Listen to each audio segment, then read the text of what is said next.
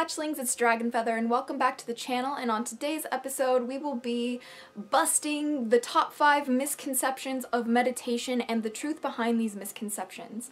But before we get started, I wanted to give a special thanks to Pagans and Witches Amino for sponsoring this video again. Pagans and Witches Amino is an app for your iOS or Android device that you can use on your iPod or your iPhone or any other device you have in order to hang out and learn some little fanciness about witchcraft. So this is what the app looks like, and we are just gonna go ahead and enter the amino. And I've been on Pagans and Witches for a while, so I absolutely love this app, and I'm always active and always posting. And also for this video, I go more in depth on a post in Pagans and Witches about the misconceptions of meditation and some common ways to meditate, some more additional resources on meditation, and a little bit more than I'm going to cover in this video. So if you want to go check that out, please go join Pagans and Witches Amino.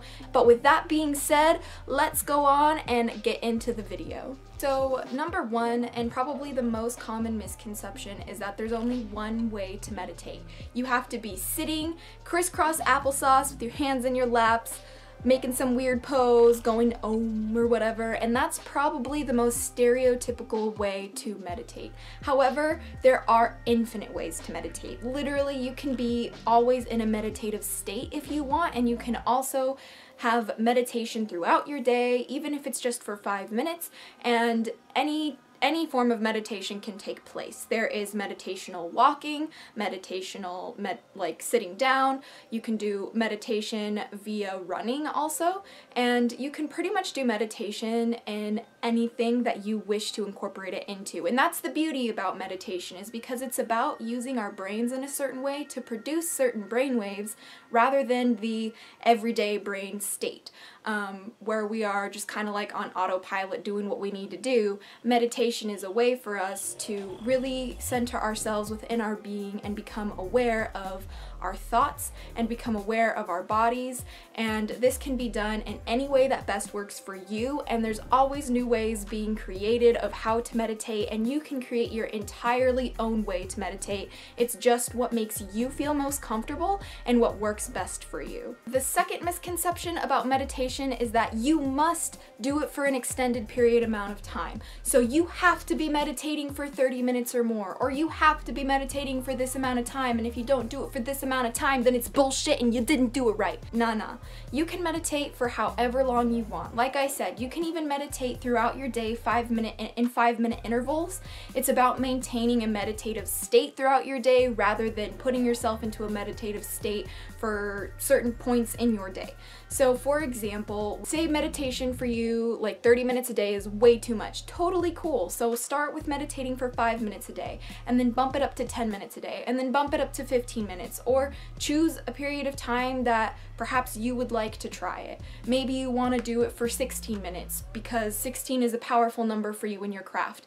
You never really know, and it's not necessary to meditate for a specific amount of time. You are not obligated to do that, and in order for it to work, you do not have to do it for a certain amount of time. Like I said, the point of meditation is to become aware of your being and your thoughts and your senses, and to kind of just understand the flow of your body and how your body interacts with the universe as a part of the universe.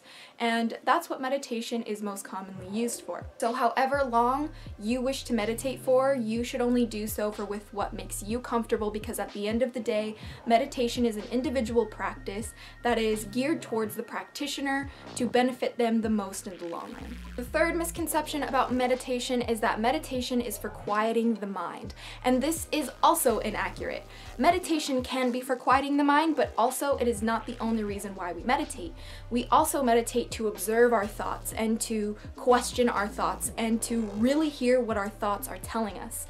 And it's also to receive messages and to communicate with other spiritual entities and beings, and especially our higher self.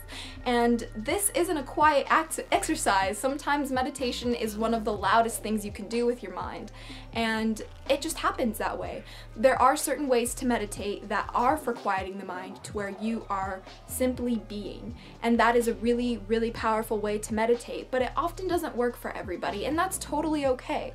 And when we have many, many thoughts, especially if our brains are wired certain ways to where we think in a certain way or we think in certain patterns, sometimes we can't necessarily fight that, and by fighting it, it just makes us more frustrated and more angry and aggravated at meditation in general, when we should be working with the way our brain works rather than working against the way our brain works. And if the way that your brain works is it likes to get a bunch of different thoughts, then allow that to happen during your meditative experience and observe those thoughts. And when you are done, write down what thoughts you had, which thoughts were serving you, which thoughts weren't serving you, and for the thoughts that were not serving you, what's the opposite to those thoughts and how can you change it from those thoughts affecting you. And that's how meditation is supposed to help you. It's supposed to help you benefit and become more aware of you, yourself, and how you function as an individual. The fourth misconception about meditation is that meditation must be done in private and in a personal setting on your own time alone. And this is absolutely incorrect. You are more than welcome to do meditation on your own time in your personal setting, in a private setting where you will not be disturbed, but you can also meditate anywhere you would like, including public places. So for example, one of my favorite things to do is I would often take the bus to the work, and I would meditate on the bus, or I would meditate in the car before my shift, because sometimes going to work would make me so anxious that I would just need to kind of relax before I went in, and I would also do so on my breaks and every time I went to the bathroom. So this was also in a public setting, but it was for shorter periods of time to just kind of like remind myself and ground and center. And my cat just opened my door, so if that freaked you out, it wasn't a ghost, I promise. You are not required to meditate just at your house, on your own time, in your personal space, because sometimes many of us can't even do this. Sometimes we share spaces with others, or we share rooms with siblings, and it's just not possible, and it's not practical for everyday practice. This way we can also meditate in the shower if that helps us, or we can meditate while walking to school or on the bus to work, or whatever works best for you. You can also meditate in like public, you know, what's it called, like public parks and like the beach and all these different places that are considered public areas. You are also more than welcome to meditate in these places, and you do not have to meditate just by yourself on your own. You can also meditate in groups, and some of the most powerful meditations I have had, including my Kundalini awakening, occurred when I was meditating and using breathing exercises in a mass group of people. So that's the fourth misconception, and you can do meditation whenever and with whomever you would like to. Fifth misconception about meditation is that meditation, every single time you do this, you have to have a life-shattering breakthrough, or you have to maintain contact with a mythical creature or a god or a goddess or your spirit guide or your higher self, and this just isn't the case, you know. For most of the time when I meditate, I mostly just take the time to observe my surroundings and feel everything I can feel and count all the things I can hear and taste and touch and smell and see, and that's what I do from my personal meditative experience. But every single time I do this, I don't always like connect with my guardians. I don't always, you know, like have this mind-blowing, like life-changing epiphany or realization. It just doesn't happen every time, and it's not fair to put that expectation on yourself and in your meditative practice, because you're setting yourself up for disappointment. And the most important thing when you go into meditation is to remove your expectations of how it's supposed to be and just let the experience exist through you.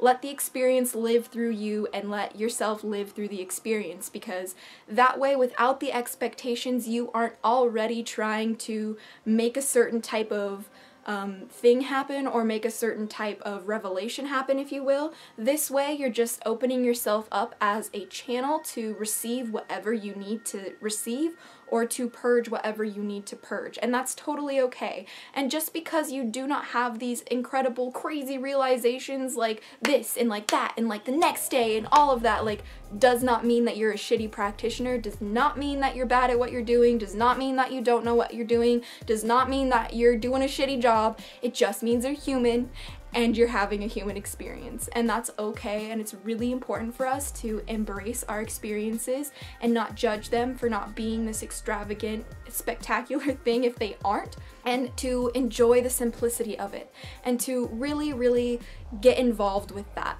and to embrace that part of the meditative experience, because at the end of the day, it's about bettering your life for you. It's not about nitpicking or judging your experience. It's about seeing how your experience can benefit you in your day-to-day life, in your mundane life, throughout your life, for the rest of your life. So I hope that this video helped you kind of learn about the top 5 misconceptions of meditation and the truth behind these misconceptions. If you are interested in learning more about this, please go ahead and check out the posts I have made in Pagans and Witches Amino.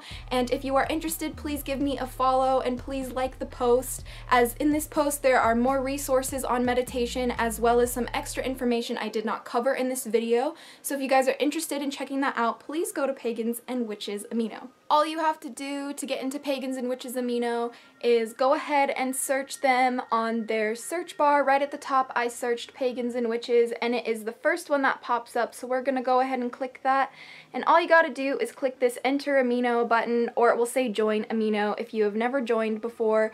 And this is what the interface looks like, and if you wish to see the posts that I have, all you gotta do is click your profile icon and click the search bar right there, but I missed it because I'm trying to do it backwards. But click the search bar and type in my name right there if you cannot find me, but hopefully it will be super easy for you to find, as it will also be linked down below if you are interested in reading further into the misconceptions of meditation. So thank you guys so much for watching this video. A special thank you to Pagans and Witches Amino for sponsoring this video. I sincerely appreciate all the support that you guys show the pagan and witch community, because we really do need it, and we are a minority community, and the fact that we have companies like this reaching out to us, wanting to support our content, means the world to me and means the world to the pagan community, as it keeps us relevant and it keeps us alive. So thank you so much, as I sincerely appreciate it. I'm sending everyone endless love and positive vibes for today. Thank you so much for clicking on this video. It means the world to me that you wanted to spend some of your day with me today, and I hope that I made your day a little bit more magical. But until next time, stay geeky, cheeky, and freaky little hatchlings! Okay, alright. Stay geeky, cheeky, freaky little beans.